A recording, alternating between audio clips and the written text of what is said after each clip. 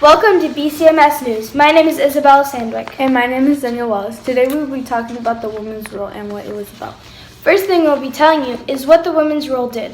The women's role was a time in the Civil War when the women would dress up as soldiers and fight in the war. Women during this time volunteered as nurses to help the men.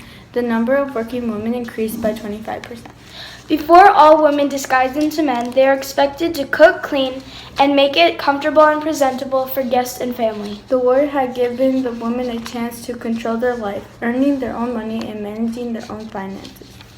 There was a total amount of about 400 documented cases of women who fought as soldiers in the Civil War. Women had also formed aid societies and helped both Union and Confederate soldiers. They planted gardens, canned food, sewed uniforms, blankets, and did laundry for troops. That is what the women's role was about. And what the women did before they became nurses and fought in the war.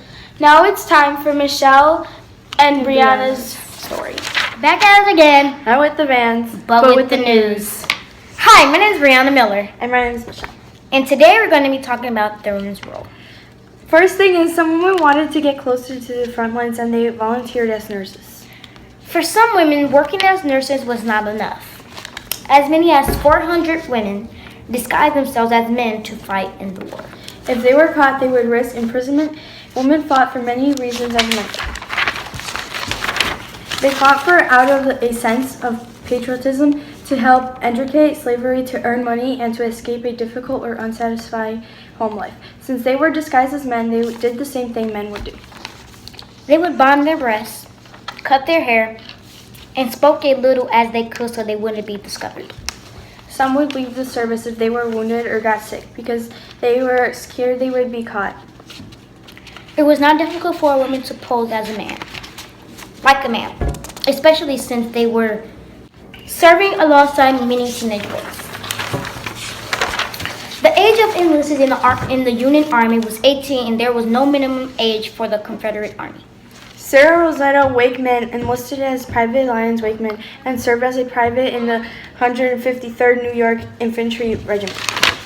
And okay, so here's the two pictures of a woman helping a man that was injured in the wars so they can recover and go back to war.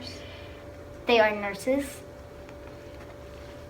This is a woman before she disguised herself as a man and went to war.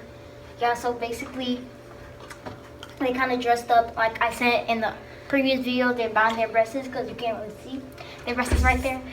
So yeah, like I was saying, this is just a woman holding up the United States flag before the war. Wait. This is just a picture of women in dressed as men because you can't really Disguise. tell they're like women. So yeah, they're disguised. Well, this is just a woman getting ready for the war. Okay, well, this is just another picture of a woman getting ready for the war, like the first one. And she's holding a sack of water. As I said before, they would do the troops' laundry and they would fold their blankets and everything. Also, what Zaya said previously is, like, women's doing their garden and planting and stuff. So this is what a woman's doing in her garden. She's planting. Here we have a few people involved with the women's role during the Civil War. Harriet Beecher Stowe, Louisa May Alcott, Clara Barton, Rose O'Neal Greenhow, Susan B. Anthony, Elizabeth Cady Stanton. Okay, so Louisa May Alcott, she wrote Little Women. She was born November 29th, 1832. She had been writing poems, short stories, thrills, and juveniles since 1851. And that's just a picture. Yes, This is a picture of the book and what she looks like. Yeah. Harriet Beecher Stowe, she wrote Uncle Tom's Cabin, as we've learned before, and yeah. And then she was born June 14th, 1811, and that's just a picture of the book and her. And how she looks. Okay, so Clara Barton was born on December 25th, 1821. March is Red Cross Month because of her. And she opened a school in Borden, New Jersey. Yeah, so, and This is just a picture of how she looks. And yeah, we couldn't get... Here we have Rose O'Neal Greenhow, or Wild Rose, born in 1813. She was a successful and celebrated Confederate spy during the American Civil War. She was daunted by prison and continued to gather information and send itself. Today we have Susan B. Anthony. She was born February 15th. We didn't get the date, but that's beside the point. She taught for about 15 years. Since she was a woman, she wasn't allowed to speak at temperance or rallies. Her acquaintance with Elizabeth Cady Stanton led her to join the women's rights movement in 18. So here we have Elizabeth Cady Stanton. She was an early leader of the women's rights movement, writing the Declaration of Sentiments as a call to arms for female equality. Born on November 12, 1815, Elizabeth Cady Stanton was an abolitionist, I think that's how you say it. Abolitionist. Yeah. She held the famous Seneca Falls Convention in July 1848. Okay, so this picture is just a picture of her back when she was, back then when she was So yeah.